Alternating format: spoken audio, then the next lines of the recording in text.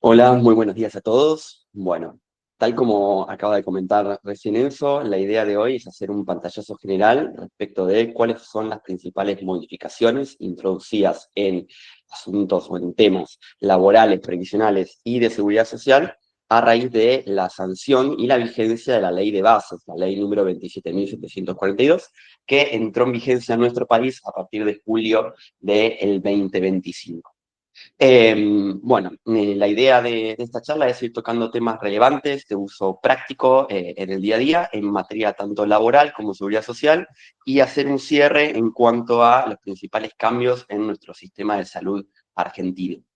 Sin ponernos muy técnicos, la idea es tocar varios puntos respecto de la reforma laboral, que en definitiva el gobierno no la denomina reforma laboral, se entiende que están trabajando actualmente en una reforma laboral más exhaustiva, y este proyecto que ingresó con la ley base se denomina modernización laboral.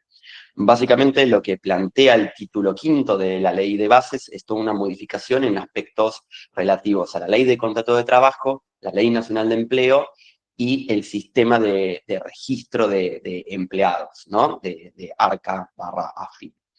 Básicamente, lo que introdujo esta ley es una reforma en la registración laboral, modificó el periodo de prueba, eliminó todas las multas que estaban vigentes hasta julio del año pasado en cuanto a incrementos indemnizatorios o agravamientos indemnizatorios en distintos supuestos. Vamos a tocar los más relevantes.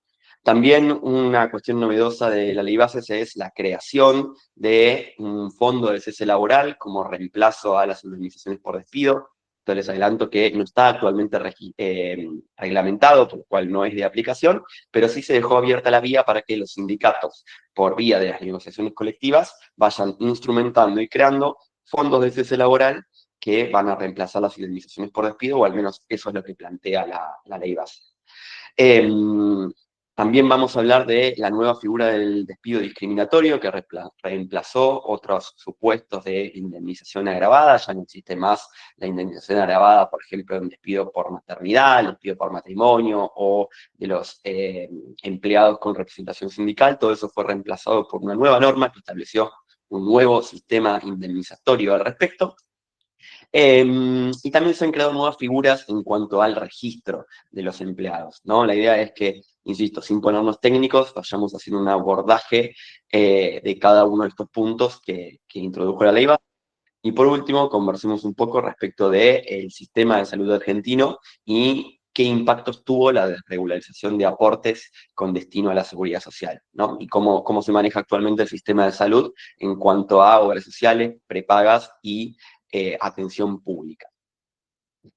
Bueno, lo importante que tenemos que tener en cuenta es el contexto en el cual surge esta reforma, ¿no? En el cual se sanciona la ley bases. Esto se dictó previo al dictado del DNU, del decreto de necesidad urgente, de urgencia, perdón, cuando decimos DNU nos referimos a eso justamente, que el primero fue el 7023, uno de los decretos más polémicos desde que el gobierno asumió su mandato, y básicamente lo que se intentó hacer a partir de ese decreto fue modificar varios aspectos de las leyes laborales. ¿Qué es lo que sucedió? Ese decreto, que introdujo muchas reformas que después fueron plasmadas en la ley bases, no resulta de aplicación actualmente. Si bien no fue declarado todavía inconstitucional por la Corte y el Congreso no se expidió al respecto, lo cierto es que al introducir muchas modificaciones en la ley de contrato de trabajo, esto generó automáticamente un amparo por parte de la CGT, quien recurrió a la Justicia Nacional del Trabajo para pedirle a los jueces justamente que dejen sin efecto la aplicación de la reforma laboral contenida en este decreto. La justicia laboral convalidó el pedido de la CGT y actualmente no se aplica todos los cambios relativos de materia laboral introducidos por este decreto. Y es hasta el día de hoy, es decir, ya ha transcurrido más de un año y medio desde la sanción del decreto, es hasta el día de hoy que todavía nos encontramos aguardando la resolución de la Corte Suprema respecto de si es constitucional o no y si corresponde aplicar o no lo que dice este decreto. Lo mismo del Congreso. El Congreso debería expedirse respecto de si corresponde, si es válido o no el decreto establecido. Ahora bien, esto es una cuestión política que excede todo el marco constitucional y lo cierto es que el Congreso no se va a expedir porque ya introdujo estas modificaciones con la sanción de la ley Bases, que esto sí fue una ley nacional sancionada por el Congreso y que se encuentra plenamente vigente, por lo tanto resulta de aplicación. Eso sin perjuicio de cualquier planteo de inconstitucionalidad que los abogados o las personas que litigan puedan realizar respecto de estas modificaciones introducidas. Es muy importante tener en cuenta que en materia laboral existe un principio protectorio que se llama el principio de no regresividad, que básicamente establece que los derechos laborales siempre van para adelante y nunca pueden ir para atrás. Por lo cual, cualquier reglamentación emanada de quien sea, o sea del Congreso, de un decreto o de la autoridad que lo emita, podría ser una resolución, por ejemplo, del Ministerio del Trabajo o de un sindicato, lo cierto es que siempre tiene que superar este control que realizan los jueces respecto de si esta nueva reglamentación achica o expande los derechos. Por lo que todas estas modificaciones que nosotros vamos a hablar hoy en realidad están sujetas a una revisión judicial y es muy pronto para saber, todavía no ha habido sentencias que se expiden respecto de la aplicación de estas nuevas modificaciones, por lo cual estamos ahí en un terreno medio pantanoso y veremos qué es lo que dice la justicia del trabajo con relación a estas modificaciones introducidas por la ley Bases. Pero lo cierto es que están plenamente vigentes. Los artículos propios de la ley de contrato de trabajo fueron modificados por la ley Bases y este es la actual redacción, es el texto que hoy por hoy se encuentra vigente. La ley Bases introduce muchas modificaciones relativas al registro de los empleados, ¿no? Cuestiones bastante novedosas. Una de ellas es que crea una nueva figura dentro de lo que es AFIP-ARCA, que se denomina trabajador independiente con colaboradores. ¿Qué es esto? Bueno, es una forma de registrar un empleado, pero que en realidad no estaría mal llamado empleado, porque la gracia de esta figura es que justamente no hay una relación de dependencia. ¿Cómo podemos determinar si en un caso puntual hay relación de dependencia? A ver, la diferencia entre un trabajador independiente y un empleado en relación de dependencia es la subordinación que existe. En los casos en donde existe una subordinación técnica, económica y jurídica, es decir, la persona se encuentra inserta dentro de la estructura de la sociedad, cumple una jornada de trabajo, recibe órdenes de trabajo, depende exclusivamente del sueldo, el salario que le paga esa empresa para poder subsistir. Es decir, hay una subordinación económica, no es que trabaja por una obra específica o sujeto a la cantidad de ventas, digo, no participa del negocio empresario, sino que recibe una contraprestación a cambio de las tareas brindadas. En esos casos se considera que hay una subordinación, como digo, técnica, económica y jurídica, que son los elementos propios de una relación de trabajo. Por otro lado, tenemos las figuras de los trabajadores independientes, quienes prestan servicios de forma independiente que no están sujetos o insertos en esta estructura. No cumplen un horario, no dependen económicamente de forma exclusiva de la empresa, sino que pueden tener varios trabajos o varias facturaciones, soportes de ingreso. Entonces, esa es la distinción principal entre un trabajador independiente y un trabajador bajo relación de dependencia. Ahora bien, ¿qué es esta nueva figura del trabajador independiente que además tiene colaboradores? Bueno, la ley Bases establece, y esto ya se encuentra reglamentado, e incluso si ingresan a la página de ARCA ya se pueden dar de alta con esta nueva figura, crearon este régimen especial que es muy, muy parecido al monotributo. La diferencia trascendental con un régimen de monotributo es que otorga ART. Entonces, de esta manera, esto fue creado básicamente para aquellas personas que trabajan con otras, por ejemplo, no sé, yo tengo una empresa de marketing.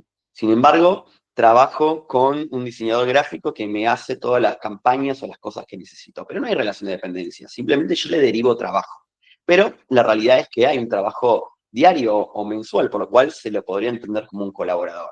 Bueno, en estos casos puntuales, está buena esta figura. ¿Por qué? Porque permite acceder a todos los beneficios propios del monotributo, como tener aportes con destino a la seguridad social, tener una obra social y derivar aportes allí, y en este caso en particular también incluye una ART, es decir, una aseguradora de riesgo de trabajo que cubriría frente a eventuales riesgos que se generen en el marco de la prestación de estos servicios. Por ejemplo, antes, si yo era monotributista y prestaba servicios para determinadas empresas, y yo tenía un accidente prestando esos servicios, no tenía cobertura por ART y no podía acceder a las prestaciones propias del sistema de riesgo de trabajo. No podía ir a atenderme por la ART, si no podía prestar tareas, no dejaba de percibir mis honorarios o el monto que yo percibiera con esa empresa, porque en definitiva no estoy en condiciones de poder prestarla. En este caso en particular, al tener ART, se podría hacer una denuncia a la ART como un accidente de trabajo, y en ese caso la ART se encargaría de brindar las prestaciones médicas, las sesiones de kinesiología, la medicación, todo el tratamiento que yo necesite para recuperar mi salud, pero además me pagaría las prestaciones dinerarias, así todo el tiempo que yo estoy imposibilitado de prestar tareas, bueno, esos costos los asume la ART. Y, como seguro saben, una vez que finaliza el tratamiento por la ART está obligada a brindarte un alta. El alta puede ser con incapacidad, sin incapacidad. En el caso de que sea con incapacidad, se genera el derecho a una indemnización por la capacidad que vos perdiste en función del accidente o la enfermedad sufrida. Entonces, con esta nueva figura del trabajador independiente, los colaboradores que trabajan con ese monotributista podrían acceder también, por ejemplo, a una indemnización producto del accidente de trabajo que sufrieron. Hay que tener mucho cuidado con cómo se aplica esta figura, ¿no? Vuelvo a lo que dije anteriormente en cuanto a siempre tener en cuenta si existen los elementos propios de una relación de empleo. Porque, como dice el dicho, echa la ley, echa la trampa, muchas veces puede ocurrir que un empleador me obligue o me imponga o me establezca como condición de contratación que yo esté registrado como monotributista. Cuando están los elementos propios de una relación de dependencia, quiere decir, el hecho de que yo haya aceptado, que me hayan impuesto, que voy a empezar a prestar tareas como monotributista o como colaborador de un monotributista, no quiere decir que efectivamente lo sea. Digo, en materia laboral lo dije un principio también protectorio que se llama de supremacía de la realidad. Entonces, independientemente del registro que haga el empleador respecto de el vínculo que nosotros tenemos también que poner el foco en la modalidad de prestación de esos servicios. Insisto, si se ven los elementos propios de una relación de trabajo, por más que yo esté registrado como monotributista y le mande la factura a la empresa todos los meses, lo cierto es que estamos bajo una relación de dependencia más allá de la registración en sí. Y en ese sentido, la ley Bases introduce muchas otras modificaciones en cuanto al registro de los empleados, porque había ciertas lagunas legales en cuanto al registro, y también otras consecuencias bastante graves si no se registraba correctamente una relación laboral. Dentro de los principales cambios introducidos en materia de registración laboral, la ley Bases introduce el artículo 82, que básicamente establece que se entiende que la relación laboral o el contrato de trabajo se encuentran registrados cuando el trabajador esté inscrito en las formas y condiciones que establezca la reglamentación. ¿Y qué quiere decir con esto? Y es un cambio fundamental en el registro. A partir de ahora, o a partir de julio del año pasado, se entiende que un empleado está en blanco cuando se le da de alta en AFIP. O sea, darle de alta en AFIP ya automáticamente genera que estemos frente a una relación laboral en blanco.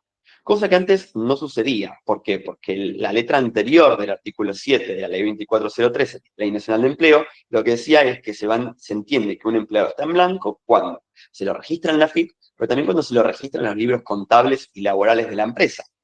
Estos libros laborales y contables, además, tienen un montón de requisitos de forma burocráticos que hacían bastante engorroso el registro y que en definitiva si vos no cumplías con esos registros se consideraba que era una relación laboral en negro.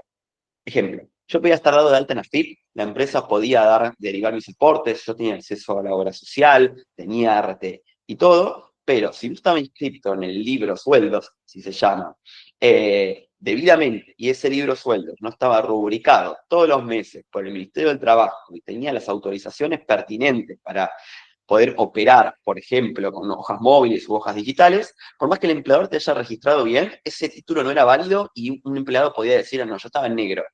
Que en realidad en negro es un uso medio coloquial. Hablamos de relaciones registradas o no registradas, o de trabajadores formales o informales, ¿no?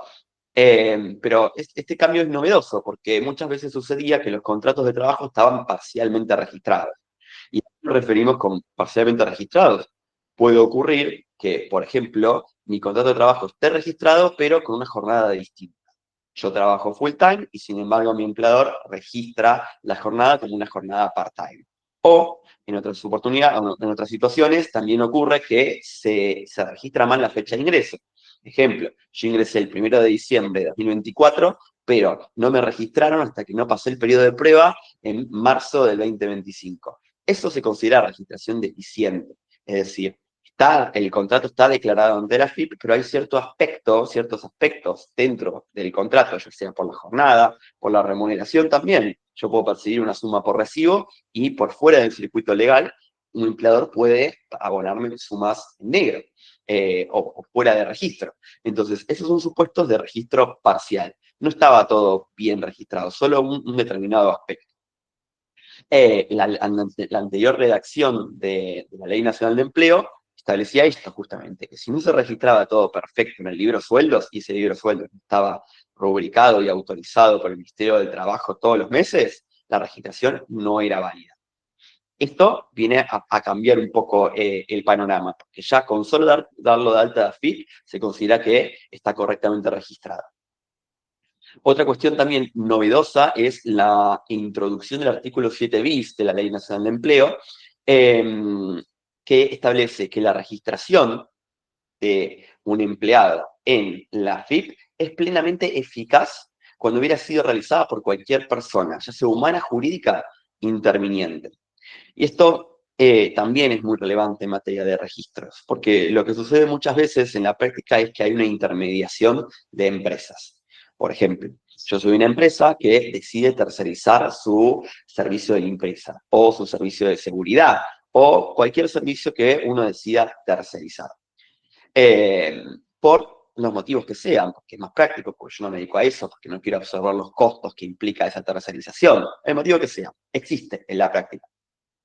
La anterior redacción de la Ley Nacional de Empleo lo que establecía es que si llegado el juicio se demostrara que un empleado en realidad estaba inserto en la estructura de otra, se consideraba que era empleado de esa otra empresa y por lo tanto no estaba registrado. O sea, los efectos legales o judiciales, si por ejemplo yo soy una empresa, contrato una empresa de seguridad que a su vez me proporciona un empleado para que brinde tareas de seguridad. Y después, ese empleado nos hacía juicio a los dos, por solidaridad, y demostraba que estaba tareas exclusivamente para mí, la justicia entendía que ese empleado estaba en negro, más allá de que la empresa de seguridad lo haya registrado. La justicia entendía que ello mantuvo una relación laboral no registrada porque ese empleado tendría que haber estado en mi nómina, yo no lo incluí en mi nómina, pese a que la empresa de seguridad sí lo hizo, le pagó los aportes, le pagó la obra social, le pagó la RT, es decir, cumplió con toda la normativa en materia de registro laboral y de seguridad social. Si se demostraba que ese empleado prestaba tareas de forma exclusiva para otro, se consideraba como empleo negro, con todas las consecuencias gravosas que eso podía llegar a generar para mí como empresa. Porque imagínense que yo tengo un empleado que trabajó 15 años conmigo, hizo juicio laboral y demostró que en realidad era empleado directo mío, no de la empresa de seguridad. Yo, empresa, me veo obligado a ingresar todos los aportes y todas las contribuciones de la seguridad social de los últimos 15 años en el cual él trabajó, que ya habían ingresado, es decir, hay un doble ingreso de aportes en el sistema de seguridad social. Lo cual no tenía, la realidad es que ningún sentido, porque no es que tampoco el empleado se ve beneficiado con este doble ingreso de aportes, no es que se le duplicaban los aportes para su jubilación, sino que era plata extra que ingresaba a la FIP, a ARCA, pero que en realidad no beneficiaba al empleado de forma directa y tenía una consecuencia muy gravosa para la empresa, quien debía pagar todas las cargas sociales y todos los costos de tener un empleado en blanco que efectivamente había sido registrado. Entonces, en este aspecto, esta modificación introducida por la ley bases viene un poco a sanear esto que estaba sucediendo en las sentencias en cuanto había mucha multa por empleo negro, cuando en realidad en la práctica no había habido empleo negro, había habido un empleado que había sido registrado por otra empresa. ¿Podríamos decir que hubo una intermediación fraudulenta y que ese no era el real empleador? Sí, tranquilamente. Pero eso no implica por sí de que había un empleado negro. El empleado estaba registrado por un tercero, que no se comportó como empleador, pero registró al fin. Y también es importante destacar que la ley bases lo que busca es reducir los niveles de contingencias o de juicios laborales que se generan por estas situaciones de empleo no registrado o empleo registrado parcialmente. Que, insisto, las multas son muy, muy, muy caras. Por ejemplo, en los casos de pagos fuera de registración, pagos en negro, en efectivo, por fuera del circuito legal, la ley establecía una multa que implicaba un 25%, es decir, la cuarta parte de todas las remuneraciones que había percibido el trabajador durante la relación laboral.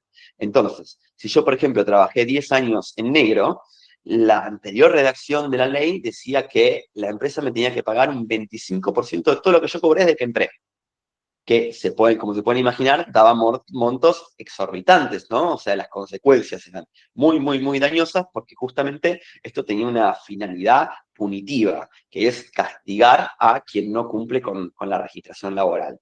Que es necesario evaluar cada escenario, ¿no es cierto? Porque una cosa es castigar a una multinacional con la facturación que tiene una empresa multinacional, que claramente no incurre en registración deficiente, y otra cosa es castigar a una pyme con 5 empleados que hace un esfuerzo enorme por mantener indemne las fuentes de trabajo, y en la práctica muchas veces ocurre que registrar correctamente un vínculo laboral es absolutamente gravoso. No estoy justificando para nada el empleo en negro, sino que quiero hacer hincapié en que las multas que establecía la Ley Nacional de Trabajo buscaban justamente esto, castigar a los empleadores que no registraban correctamente el contrato de trabajo, pero frente a una sentencia judicial que torna operativa las multas, las consecuencias podrían ser incluso el cierre de la pyme o el cierre de la empresa, que insisto, son muy, muy caras de abonar.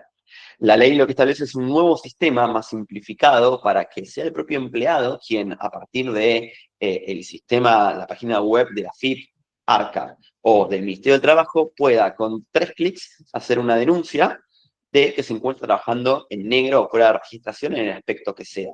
Entonces, de esta manera se busca como darle más fuerza a la policía del trabajo, así se le dice, para que con mayores inspecciones y mayores controles a los empleadores busquen reducir un poco la cantidad de empleo informal que hay en el país. Que esto juega un papel muy, muy importante cuando nos ponemos a analizar la seguridad social.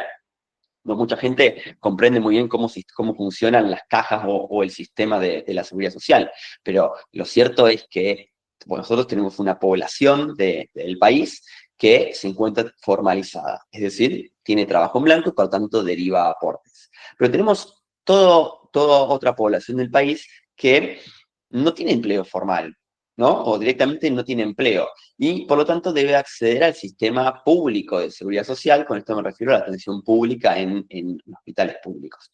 Entonces, lo mismo ocurre con el tema de las jubilaciones y pensiones. Capaz hay una idea errónea o un concepto erróneo de la plata que yo estoy aportando hoy, que me descuentan de mi recibo de haberes, a futuro va a ir para mi jubilación. Y en realidad no es así, no es que a futuro va para su jubilación, sino que hoy por hoy el sector productivo sostiene al sector improductivo. Los trabajadores formales que derivan aportes, toda esa plata de aportes es la que sostiene las jubilaciones y pensiones y la atención en el hospital público. Y hay un desfasaje gigante en la Argentina porque claramente no hay mucho empleo en blanco. Entonces, la caja, lo que se recauda por empleados en relación de dependencia que derivan aportes o monotributistas que pagan su monotributo, no alcanza a compensar los costos del sistema jubilatorio, el sistema de pensiones y el de salud pública. Entonces, hay que sacar la plata de otro lado. La plata para poder compensar esa diferencia viene de impuestos, de otras recaudaciones. Como digo, es una concepción errónea pensar que mi plata que me están sacando de los aportes hoy es mi jubilación de mañana.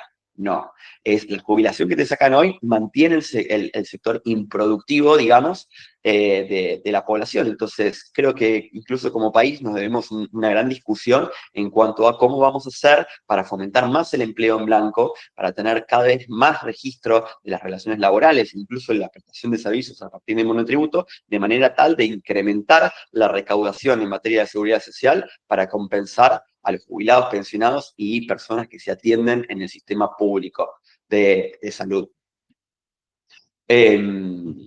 Después lo vamos a ver capaz un poco más en detalle, pero el artículo 99 de la ley de bases derogó absolutamente todas las multas por registración deficiente. Hoy por hoy, para un empleador, los costos de una indemnización laboral son iguales en el caso de que el empleado haya estado en negro o que el empleado que haya estado en blanco. Es decir, esta finalidad punitiva que existía antes, donde se buscaba castigar a los empleadores, perdón, que tenían en negro o informalizados a los empleados, se quedó eliminada y hoy por hoy el sistema indemnizatorio es el mismo, ya esté en blanco o esté en negro el empleado.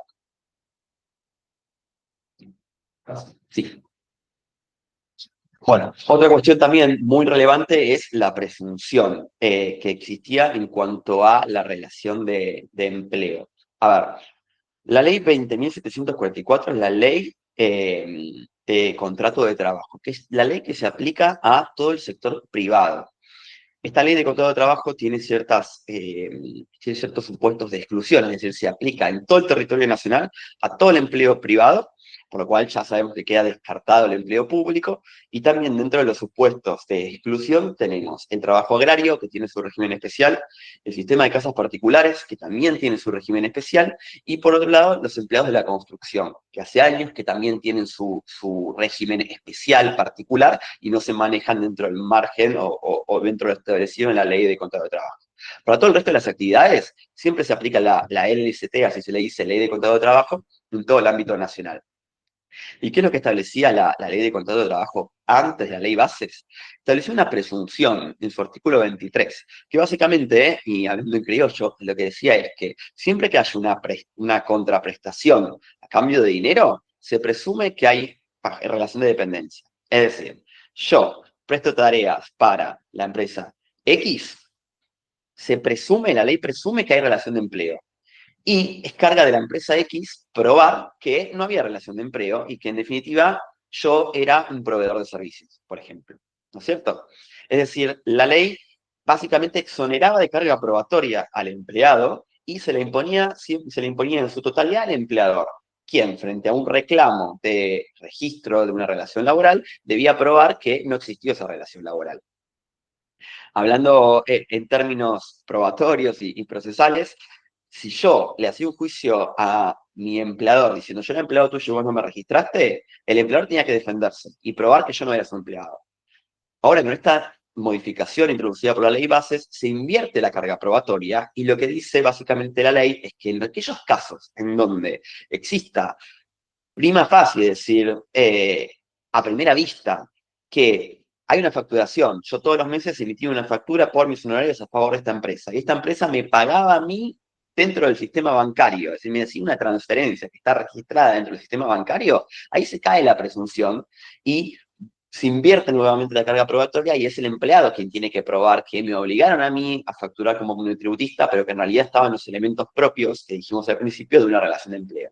Es decir, más allá de la apariencia formal de que hay facturas y que hay transferencias a mi cuenta bancaria, yo tengo que probar que esa figura del monotributo se utilizó fraudulentamente y que estábamos frente a una relación de empleo. Básicamente se invierte la carga probatoria y ya no es el empleador quien tiene que defenderse, sino que es el empleado quien tiene que probar que efectivamente era un empleado y que la facturación que hacía no era el medio o el mecanismo correcto para registrar ese vínculo laboral. Eh, bueno, y acá también otra cuestión novedosa, y con esto cerramos el tema del registro. Lo que sucedía mucho en la práctica, y medio como que lo dije al principio, es que cuando había una intermediación de empresas y se tercerizaban servicios, se consideraba, después de una eventual sentencia, que si no me registró exclusivamente quien era mi empleador, estábamos en una relación en negro. Esto tenía muchas consecuencias, como lo dije, porque de repente, después de 15 años de una relación laboral capaz registrada, con aportes, contribuciones a la seguridad social, aportes a la obra social, a la RT, igual la justicia consideraba que estaban en negro y que no hubo registro e imponía multas. En cambio ahora queda claro que con que haya una persona al menos que cumpla con el registro, ya no estamos hablando de empleo en negro. En todo caso, podemos hablar de solidaridad. Sí, la empresa que se sirvió de los servicios es responsable de las indemnizaciones. Solidariamente sí, pero no podemos decir que no hubo que hubo un registro negro, digamos, porque en definitiva hubo alguien por lo menos que sí cumplió con esa registración. Bueno, otro cambio muy relevante en materia laboral es el cambio en el periodo de prueba. Previo a la entrada en vigencia de la ley base, es decir, previo a julio del 2024, el periodo de prueba era genéricamente para todos de 3 meses. Hace poco tuve una consulta interesante donde justo despidieron a un empleado y viene y me consulta, me dice, me despidieron en periodo de prueba, justo hoy cumplía los 3 meses, pero yo no firmé la alta de AFIP en periodo de prueba. Eso es irrelevante, tanto antes de la ley bases como ahora. Lo cierto es que frente al comienzo de cualquier vínculo laboral, automáticamente a partir del alta empieza a correr el periodo de prueba que era de 3 meses en su momento, independientemente de lo que diga el alta AFIP. Siempre los primeros 3 meses serán de prueba y en caso de que el empleador decida rescindir el vínculo laboral dentro de ese lapso, prácticamente no se generan derecho a indemnizaciones. Lo único que correspondía que paguen es la liquidación final por los días de vacaciones devengados, más o menos es un día por cada 20 trabajados. El proporcional del aguinaldo de ese semestre, o sea, trabajaste 3 meses, te corresponde la mitad de un medio aguinaldo. Eso era más o menos la liquidación del SAC, se le dice sueldo anual complementario. Más una indemnización sustitutiva de preaviso de 15 días. Es decir, en el despido en periodo de prueba, tanto con un lapso de 3 meses anterior a la ley bases, como el nuevo lapso de periodo de prueba, que son de 6 meses, siempre genera el derecho al cobro de estos conceptos: el proporcional del aguinaldo, el proporcional de las vacaciones y los 15 días de preaviso. Pero a partir de la sanción de la ley bases, se ha extendido el periodo de prueba a 6 meses. ¿Sí? También la ley bases deja abierta una vía porque autoriza a los sindicatos a partir de las convenciones colectivas, de las negociaciones paritarias y cambio en los convenios colectivos, a ampliar dicho periodo de prueba hasta 8 meses en empresas que tengan menos de 100 trabajadores y hasta un año para empresas con menos de 5 trabajadores, es decir, para pymes muy, muy pequeñas. Esto hoy por hoy todavía no está reglamentado, no hubo ningún sindicato que se atreviera todavía a extender este periodo de prueba en los lapsos que marca la ley bases, pero sí es importante que tengamos en cuenta que la puerta está abierta. Digo, si el día de mañana OSECAC, UTEDIC, el sindicato que sea, decide negociar con las cámaras empresarias un periodo de prueba mayor, aplicando esta normativa y, por ejemplo, extendiéndolo a 8 meses para empresas de menos de 100 trabajadores, legalmente podría. Como dije, durante este lapso de 6 meses, nuevo lapso de 6 meses, se puede extinguir el contrato de trabajo sin derecho a cobrar indemnizaciones. Únicamente los 15 días de preaviso más la liquidación final, comprensible a los días que trabajaste en el mes, el aguinaldo proporcional y las vacaciones proporcionales. Otro cambio novedoso es el tema de la licencia por maternidad. Se introdujeron modificaciones a partir de la ley bases. Previo a la sanción de la ley bases, el periodo de licencia por maternidad era de 90 días. Hoy por hoy se mantiene en 90 días, pero el cambio trascendental acá es la manera en la cual la mujer embarazada puede gozarlos. Previo a la ley bases, por lo general y en la práctica se establecían que se tomaba el periodo de licencia por maternidad arrancaba 45 días antes de la fecha probable de parto y se extendía 45 días después de la fecha probable de parto, pudiendo esto ser modificado a un esquema de 30 días previo a la fecha de parto y luego 60 días posteriores.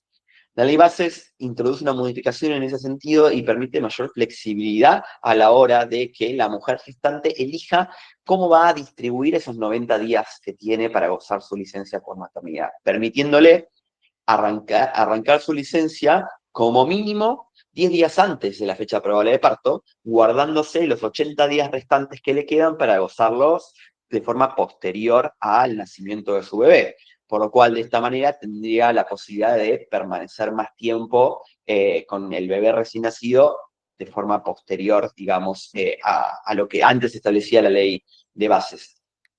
Después, todos los otros aspectos relativos a la licencia por maternidad se mantienen igual. Ejemplo, si están cursando algún embarazo de riesgo o si durante el transcurso de la enfermedad, del embarazo, la mujer necesita una licencia por maternidad, esos plazos no se computan después para la licencia propiamente dicha. Otro aspecto novedoso también en cuanto a la licencia por maternidad, que bueno, lo vamos a ver más adelante, es la eliminación del agravamiento indemnizatorio.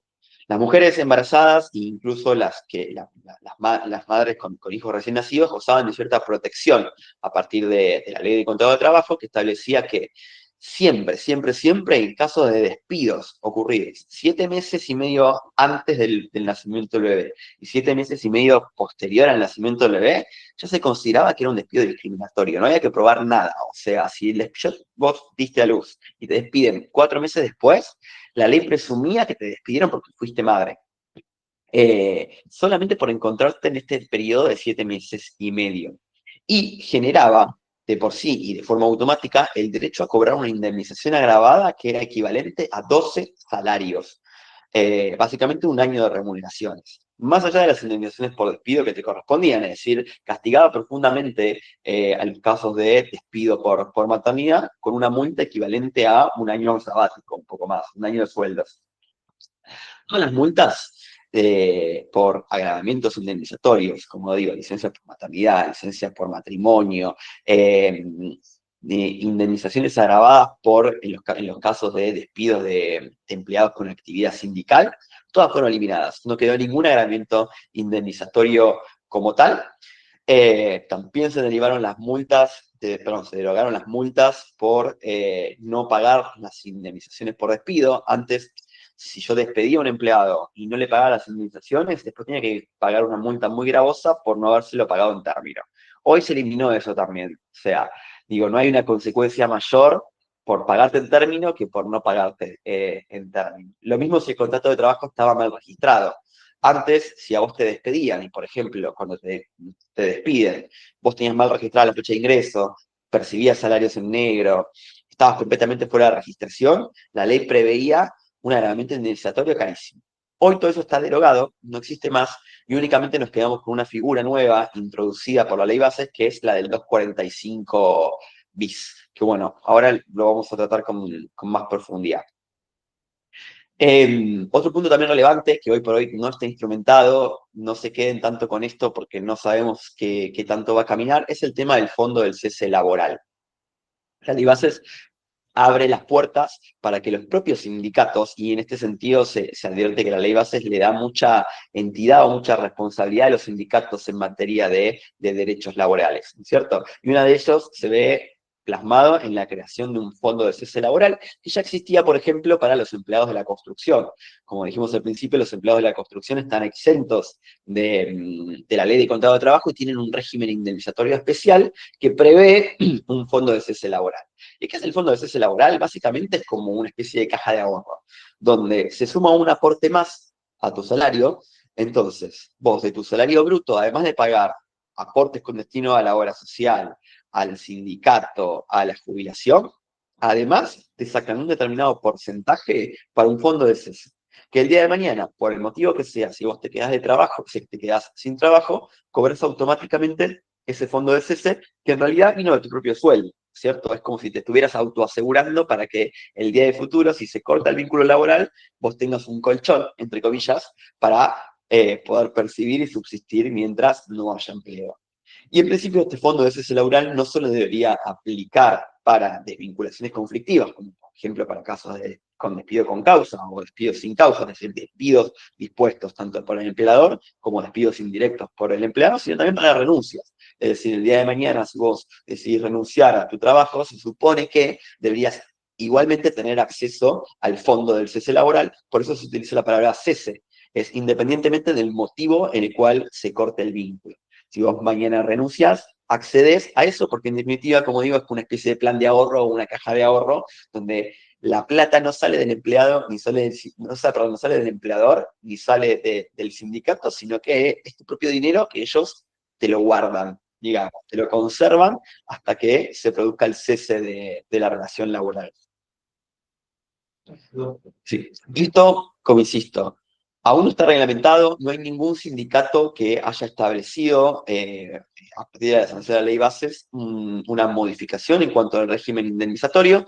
Y también hay que ver después qué dice la justicia, porque volviendo a lo que dijimos al principio, se supone que en laboral rige el principio de no regresividad. Entonces, si claramente el fondo de cese laboral es muchísimo inferior a lo que vos cobrarías percibiendo una indemnización por despido en los términos de la ley de contrato de trabajo, vamos a ver qué dice la justicia del trabajo con relación a esto, porque claramente es un régimen que es peor que el régimen indemnizatorio que actualmente se encuentra vigente por la ley de contrato de trabajo. Bueno, esto es lo que le comentaba al principio. Ya no existen más indemnizaciones agravadas, no hay multas por empleo no registrado, no hay agravamientos indemnizatorios o discriminatorios por maternidad, matrimonio, actividad sindical. Todo eso fue derogado y se estableció una única indemnización agravada, una sola, aplicable a todos los casos de discriminación, que pueden ser por opinión política, gremial, sexo, género, orientación sexual, es decir, cualquier tipo de discriminación que obviamente el empleado va a después tener que probar, porque no alcanza con enunciarlo gramaticalmente, sino que todo esto es cuestión de hecho y prueba, pero en aquellos casos en donde el empleado sienta que ha sufrido un despido discriminatorio en razón del motivo que sea, puede solicitar a la justicia un incremento indemnizatorio por despido discriminatorio en los términos del 245 bis, que básicamente lo que establece es que los jueces pueden imponer una condena adicional que queda a su absoluta discreción y que va a oscilar entre el 50% y el 100% de una indemnización por despido. Y bueno, en estos casos vamos a tener que evaluar si es más conveniente o no, de acuerdo al caso en concreto. Porque, por ejemplo, si yo tengo una actividad sindical y me despiden por mi actividad sindical, la anterior redacción de la ley establecía que tenía el derecho a cobrar una indemnización agravada de 12 salarios, es decir, un año. Ahora bien, con esta nueva reglamentación, la indemnización oscila entre el 50 y el 100% de la antigüedad. Entonces, si yo tengo un solo año de antigüedad, voy a cobrar entre medio año, o sea, entre medio sueldo y un sueldo como indemnización agravada. Cuando antes iba a cobrar 12 sueldos, independientemente de la antigüedad que yo tuviera. Entonces, acá juega un papel importante para ver si esto es mejor o peor, el tema de la antigüedad. Si yo, en cambio, tenía una antigüedad de 30 años, claramente va a ser más conveniente que me apliquen este artículo 245 bis, porque entre el 50 y el 100% va a ser superior a los 12 salarios. Pero esta es la única multa que hoy por hoy, o agravamiento indemnizatorio que hoy por hoy tenemos, y es por despido discriminatorio. No se acumula con ningún otro régimen especial, igual es la única que quedó, pero también ocurría, por ejemplo, que casos de despido discriminatorio por maternidad o por enfermedad, por ejemplo, yo me lesioné, estoy de licencia, no puedo asistir al trabajo, me despiden. La redacción anterior de la ley de contrato de trabajo establecía que el empleador me tenía que pagar todos los salarios caídos hasta que yo obtuviera el alta. Entonces, yo hoy me enfermo, el empleador me despide, yo tenía derecho a reclamarle al empleador 8 salarios, 6, 5, lo que el médico diga que yo necesitaba para obtener el alta médica. Y además tenía derecho a reclamarle a la justicia que ese despido fue discriminatorio y que me reinstalen, que me devuelvan mi puesto de trabajo. Esto hoy quedó derogado. Es decir, si bien podemos estar frente a un escenario de despido discriminatorio, la ley hoy no prevé que yo le puedo pedir a mi empleador que me reinstale y que me devuelva mi puesto de trabajo por la discriminación en la que incurrió. No, únicamente tengo derecho a reclamar una indemnización agravada, que es esta, pero no tengo derecho a hacer ningún reclamo de reinstalación, ni reclamar tampoco los salarios caídos. Salarios caídos son los salarios que vos dejaste de percibir mientras estabas cursando la enfermedad, porque piensen, es lógico, yo me enfermo, me quedo sin trabajo, me despiden, no puedo salir a buscar otro trabajo porque estoy enfermo. A eso nos referimos cuando hablamos de salarios caídos, ¿no? O sea, todos los salarios que faltaban para poder, hasta que yo obtenga mi alta médica. Y en muchos casos, estos salarios caídos ascendían hasta el plazo máximo de licencia, que es de un año, ¿no? Entonces, no era para nada conveniente para una empresa despedir a un empleado en estas condiciones, porque igualmente le iba a tener que pagar todos los sueldos, más allá de que no prestara tareas. Otro punto súper relevante, y bueno, es capaz esto de más interés para cada uno, es el tema de la eliminación del aporte solidario de los sindicatos. Seguramente si ven en su recibo de sueldo, tanto los que están afiliados como los que no están afiliados, van a ver que en la parte de descuentos se le descuenta una alícuota, un determinado porcentaje, en concepto de aporte solidario, que esto estaba establecido por ley como obligatorio, es decir, por más que yo no estuviera afiliado al sindicato, el empleador tenía la obligación de retener de mi sueldo el aporte y transferírselo al sindicato. Esto ha quedado eliminado con la nueva reglamentación, Ya no es más obligatorio que los afiliados realicen este aporte solidario o esta cuota de solidaridad. Y se derogaron todas las cláusulas que imponían su obligatoriedad. Obviamente, este aporte solidario solamente aplica, o sea, la no obligatoriedad aplica a aquellos empleados que no estén afiliados, por lo cual, si ustedes están afiliados a un sindicato, para no pagar el aporte deberían primero desafiliarse, y una vez desafiliados, tienen que darle aviso a su empleador de que se han desafiliado del sindicato y que no quieren realizar el aporte solidario en cuestión, y en ese caso el empleador está obligado, de acuerdo a la normativa hoy vigente, a dejar de realizar ese descuento y dejar de transferírselo al sindicato. Pero insisto, esto siempre y cuando no seas afiliado del sindicato. Si vos querés ser afiliado y acceder a los beneficios que implica el afiliamiento, te ves sí o sí obligado a realizar la cuota de solidaridad. Pero esto antes de la ley base no existía, es decir, no existía el derecho a no afiliarse como tal. Entonces, esto vino a modificar un poco o a reforzar la idea de libertad sindical negativa, es decir, no quiero ser, no me interesa formar parte del sindicato, no me interesan los beneficios y tampoco me interesa realizar el aporte, prefiero los 80.000 pesos que me descuentan por mes y tengo derecho a que no se me descuente. Entonces, esto va a generar, y de hecho está generando una reducción automática en cuanto a los ingresos a la facturación de las organizaciones gremiales, lógicamente, porque muchas personas o muchos empleados no gozaban de los beneficios del sindicato, no les interesaba, y por lo tanto han decidido avanzar con la eliminación de este aporte solidario como tal. A ver. Bien.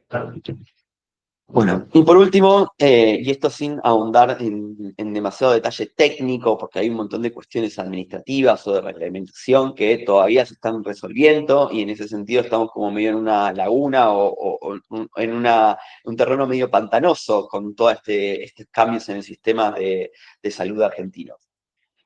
En el sistema de salud argentino partimos de la base de que tiene tres subsistemas, ¿cierto? Por un lado tenemos el sistema de salud público, donde se van a atender o donde asisten todas aquellas personas que habitan el territorio nacional que no tienen acceso a los otros dos subsistemas, que son el sistema de las obras sociales y el sistema de medicina prepaga.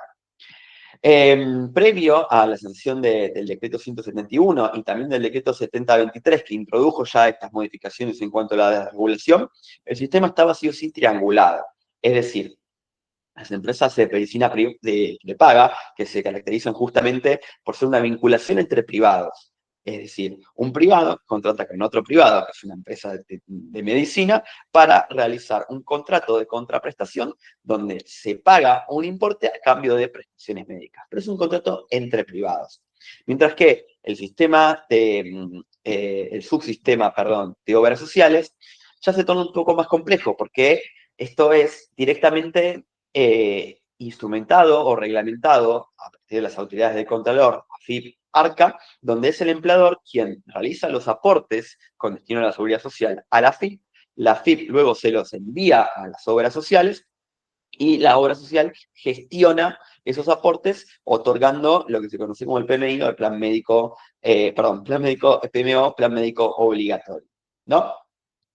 Esto, bueno, como saben, cambió en el último tiempo y se estableció la desregularización, donde básicamente permite a los empleados decidir libremente si sus aportes van a una obra social o una empresa de medicina prepaga, sin necesidad de que haya un intermediario. Previo al cambio de esta legislación, si vos querías optar por un plan superador y elegir una empresa de medicina privada, sí o sí te verías obligado a que tus aportes pasen por una obra social. Hoy por hoy esto ya no es así y desde entrada, o sea, desde el momento mismo de la relación laboral, vos podés elegir dónde querés que vayan tus aportes de forma directa. Esto es una cuestión novedosa porque previo a esta legislación, vos sí o sí te encontrabas obligado a permanecer un año en la obra social aplicable a tu actividad, desde que comenzaba el inicio de la relación laboral. Y vencido el año podías optar por un cambio. Hoy ya no es así y desde el momento mismo del alta vos podés elegir a dónde querés que tus aportes vayan, ¿no es cierto? Lo que sí se mantiene es el requisito de 1 año de permanencia para poder realizar opciones de cambio. Por lo cual, si yo al comienzo de una relación laboral elijo derivar mis aportes a una determinada obra social, debo permanecer, o una prepaga, que ahora se puede hacerlo directamente en una empresa de medicina prepaga, debo permanecer 1 año desde que elegí esa opción para después recién ahí instrumentar un nuevo cambio, ¿no es cierto? Bueno, y esto introdujo un montón de modificaciones también en el sistema de administración de fondos, porque hoy ya no es necesario que los aportes pasen directamente por una obra social, sino que directamente pueden ir a una empresa de medicina prepaga. Ahora bien, hay toda una cuestión burocrática, administrativa, que las obras sociales cumplían en favor de las empresas de medicina prepaga, como ser trámites en la Superintendencia de Seguros de Salud, o bien la absorción de medicamentos de alto costo, o tratamientos de alto costo, que eran gestionados directamente por las obras sociales, que hoy por hoy van a poder ser gestionados también por las empresas de medicina prepaga, siempre y cuando se cumplan con los requisitos establecidos por la superintendencia para su reglamentación. No todas las empresas de medicina prepaga hoy se encuentran habilitadas para recibir aportes. Sí o sí tienen que realizar un trámite e inscribirse en un registro especial del sistema de salud para poder percibir estos aportes de forma directa. De lo contrario, aquellas empresas de medicina prepaga que no se encuentran registradas en este sistema, sí o sí van a tener que seguir triangulando, se dice, es decir, recibiendo sus aportes por intermedio de obras sociales como tal. También ha habido modificaciones importantes en materia de recuperos, porque de la facturación total o de los aportes totales que recibe una obra social, hay un determinado porcentaje que vuelve al Estado Nacional, vuelve al gobierno para establecer un fondo de administración para medicamentos de alto costo y tratamientos de alto costo. Esto fue incrementado con el cambio en la reglamentación, se aumentó la alícuota en la cual este fondo especial junta aportes, si mal no me equivoco, aumentó al 20% del total de la facturación o de los aportes recibidos, y vamos a ver cómo se desenvuelve el gobierno nacional en cuanto a la administración de este fondo, ahora que las empresas de medicina prepaga tendrían también acceso al mismo. Pero en definitiva, lo que se tiene que quedar de este cambio en cuanto a la desregulación de aportes es que se terminó con la triangulación como tal, y hoy los empleados que aportan mensualmente al sistema de seguridad social pueden optar libremente y desde el comienzo de la relación laboral a quien quieren que le deriven los aportes de forma directa. Y bueno, eso, me justo una hora que he clavado, qué bien. Bueno, y eso fue el pantallazo general en cuanto a cambios en materia de laboral y de seguridad social. Bueno, ahora vamos a dejar abierto el chat para que puedan hacer todas las consultas que quieran al doctor. En el mientras tanto, tengo una privada que me mandaron para alguien que no sabe casi nada de leyes. ¿Cómo se demuestra que una persona estaba en negro? ¿Con videos, fotos? ¿Sirven? Los videos y fotos sirven, pero la prueba más trascendental o más importante en los juicios laborales es la prueba testimonial y es la que los jueces le dan mayor importancia. Muchas veces es difícil probar relaciones laborales no registradas. Sucede mucho, por ejemplo, en personal de casas particulares, en personal que presta tareas en una casa en particular, que no tiene compañeros de trabajo, por ejemplo, que puedan salir como testigos de decir, sí, yo iba los lunes y miércoles de tal hora a tal hora, pero en definitiva la prueba principal en todo juicio laboral y la más importante, a la que los jueces le dan más bola, es la prueba testimonial. Es decir, que vos logres acreditar con testigos cuáles son los elementos propios de tu contrato de trabajo, qué jornada hacías, cuánto recibías de remuneración, quién te daba las órdenes de trabajo. Volvemos un poco al principio. Para demostrar una relación laboral hay que demostrar que existió una subordinación técnica, económica y jurídica. Me daban órdenes de trabajo, yo cumplía una jornada, a cambio recibía tanta plata. Esos son los elementos propios. Entonces, lo ideal siempre es llevar testigos que puedan acreditar esto. Sí, yo lo veía entrar de lunes a viernes de 9 a 18. Sí, yo veía que le pagaban tanta plata por mes del 1 al 5 de cada mes. Es decir, lo principal es la prueba testimonial. Podés aportar otros elementos probatorios. En esta sociedad moderna estoy utilizando mucho las capturas de pantalla de conversaciones por WhatsApp como prueba documental para demostrar, por ejemplo, las órdenes de trabajo que me daban, o el horario de ingreso, o que estabas a disposición de tu empleador dentro de este rango horario. Pero la principal es la prueba testimonial, independientemente de que vos puedas con documentos, pruebas fílmicas, o lo que sea, acreditar otros extremos o los mismos, afianzándolo con prueba documental. Hay una pregunta. ¿Cómo es la figura del colaborador monotributista? Con respecto a la denuncia del sindicato, un determinado sindicato tiene dos figuras, una cuota solidaria y una cuota sindical. Entre paréntesis, puso, la cuota sindical se descuenta si el trabajador decide afiliarse y la solidaria los aportan todos. Claro, cierto. Sí. Para que baje un poquito. Pero en los casos en los que se fueron a desafiliarse, perdón, en los casos en los que se fueron a desafiliar el sindicato, notifica la baja, pero igualmente se debe realizar un descuento de la cuota solidaria. ¿Cómo se debería hacer para que no se descuente nada del sindicato?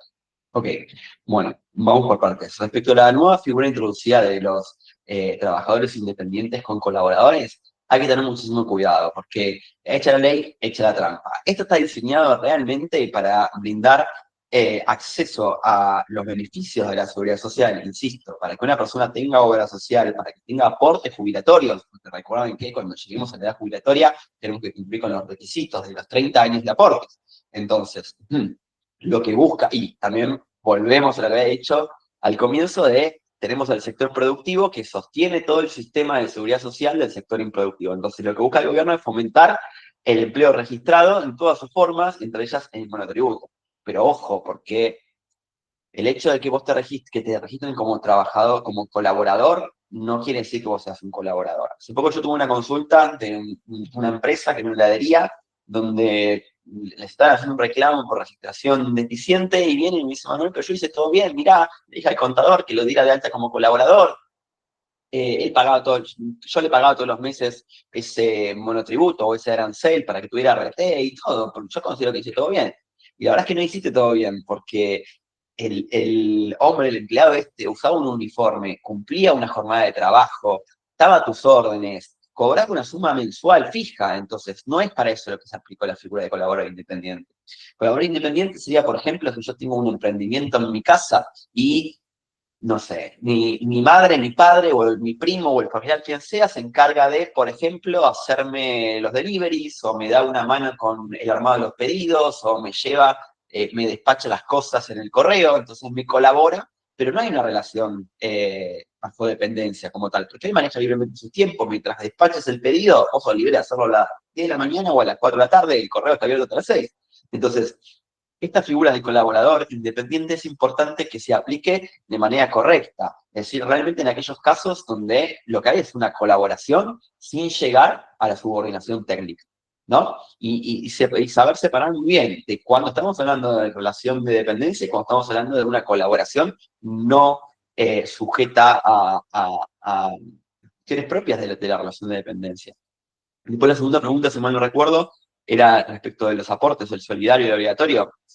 Ok, la realidad es que de entrada, o sea, y esto también hay mucho, obviamente los sindicatos están siendo reacios a que los empleados se desafilien porque obviamente viven de esa caja. Entonces, si vos vas al sindicato y le decís, no, yo quiero desafiliarme en función de la nueva normativa vigente, es muy probable que recibas una negativa o que te digan, no, no se puede, o no, nosotros no lo aplicamos porque consideramos que esa ley es inconstitucional o lo que sea. Ahora bien, sí. Una de las preguntas que me mandaron fue esa, Sí. ¿qué pasa si al ir a desafiliarme recibo algún tipo de amenaza o algo de eso? Mientras tanto, Bueno, sabemos cómo se manejan los sindicatos habitualmente. Insisto, su caja depende de los aportes que realizan los afiliados, entonces la van a cuidar celosamente y hace lógica o de sentido que vos vayas a querer desafiliarte para que no te descuenten más el aporte y la respuesta sea negativa. En ese caso deberían recurrirse a las herramientas legales, instrumentar la notificación de la decisión de desafiliarse por un medio fehaciente, mandar una carta de documento o un telegrama laboral, que en realidad el telegrama es gratuito, al sindicato, dejando expresamente asentado tu voluntad de desafiliarte y de dejar de realizar el aporte, tanto el solidario como el obligatorio, como tal. Pero, insisto, se van a encontrar con puertas cerradas porque los sindicatos no van a querer, entonces la única manera de poder instrumentarlo correctamente es a partir de un reclamo por los medios que corresponden. Insisto, arranca con un intercambio de gráficos, si se tiene que llevar a instancia judicial, se se lleva a instancia judicial, pero en definitiva, la sola voluntad, de acuerdo a la normativa vigente, la sola voluntad del trabajador de desafiliarse y dejar de realizar el aporte solidario es suficiente. Bien. Había una partecita más en el reserva Sí, que no sí. llegué. En caso de estar fuera de convenio, ¿cómo se regularían los aumentos? ¿Podría utilizar de igual manera como referencia los aumentos determinados del CCT? Bueno, que justamente para eso están los sindicatos, ¿no? Para hacer la lucha salarial por nosotros. En muchos casos en donde los contratos de trabajo, las relaciones laborales están excluidas de convenio, ahí la negociación paritaria, entre comillas, o la negociación salarial depende de cada uno y es sentarse uno personalmente a conversar y a charlar respecto del incremento salarial. Siempre recomiendo tomar como referencia los aumentos trasladados por otros convenios colectivos. O sea, si, por ejemplo, no sé, vos tomás el aumento que vos vas a negociar un incremento de sueldo, bueno, dependiendo más o menos la actividad que realices, tomás como parámetro el de comercio o alguno que sea afines. No tomás el de bancarios, que sabemos que es un régimen súper especial, con una conducción que les otorga muchísimos beneficios. Entonces digo, bueno, si te querés sentar a negociar de acuerdo a las paritarias bancarias, suerte. Pero sí es válido totalmente tomar como parámetro de referencia las escalas salariales o los incrementos que otorgan otros sindicatos. También podrías directamente no utilizar una escala de un sindicato y manejarte con una actualización por IPC, si en definitiva se trata de negociar tus condiciones de contratación o de salariales. Entonces, también puedes hacer un rico análisis de cuánto se desvalorizó tu sueldo, tu salario, en función del índice de precios al consumidor informado por el INDEC, como para tener un parámetro de referencia del poder adquisitivo que vos tenías y que tenés actualmente, y en pos de eso tratar de negociar un incremento salarial, insisto, en aquellos casos excluidos de convenio, donde en definitiva los incrementos es una negociación privada y no va a haber ningún sindicato que venga a realizarla por vos. La última pregunta. Dale. De aceptarse el fondo de cese laboral, ¿se elimina el fondo de desempleo?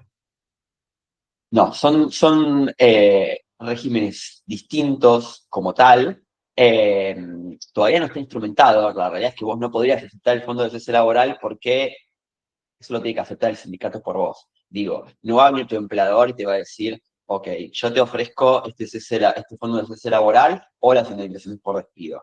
Va a ir el sindicato primero a negociar con la cámara empresaria aplicable a la actividad y va a decir, muchachos, bueno, ¿qué onda? ¿Cambiamos el sistema de indemnización de la ley de contrato de trabajo por un fondo de cese privado o un fondo de cese administrado por el propio sindicato? Es decir, todavía no está reglamentado quién va a administrar ese fondo de cese como tal. Entonces, yo no me enroscaría tanto en si lo acepto o no lo acepto, porque vamos a tener para rato, y aún así aceptándolo, insisto, después, desde mi punto de vista legal y la perspectiva profesional, vos podrías hacer un reclamo posterior ante la justicia diciendo yo lo acepté porque no me quedó otra opción, porque necesitaba el trabajo, pero la realidad es que este fondo de cese lesiona mis derechos laborales y por lo tanto yo solicito que se aplique el régimen anterior de las indemnizaciones por despido, contemplando la antigüedad, el preaviso y todo lo que contemple. Digo, el hecho de que vos lo aceptes porque no te queda otra no quiere decir que después lo puedas reclamar judicialmente como tal. Y en cuanto puntualmente a la consulta con relación al fondo de desempleo, si bien todavía no está instrumentado o reglamentado, vamos a ver si el día que se cree, si dice algo específico con relación al fondo de desempleo. En realidad, el fondo de desempleo es una prestación de la seguridad social, mientras que las indemnizaciones por despido son indemnizaciones. Entonces, son regímenes distintos. Que yo cobre un fondo de desempleo no es óbice, no me quita que yo reclame las indemnizaciones por despido. Ahora, vamos a ver cómo se lleva en la práctica, porque el fondo de desempleo juega ciertos aspectos en cuanto a su naturaleza muy similares a un fondo por desempleo. La diferencia es que en el fondo por desempleo la plata viene del Estado, si el Estado subsidia y paga una suerte de pensión o subsidio por desempleo, mientras que en el fondo de cese laboral vos estarías cobrando lo que ya te sacaron meses anteriores. Entonces, son arcas distintas, son regímenes distintos. Bueno, listo. ¿Terminamos? Muchas Bueno, gracias, hermano. muchas gracias a ustedes.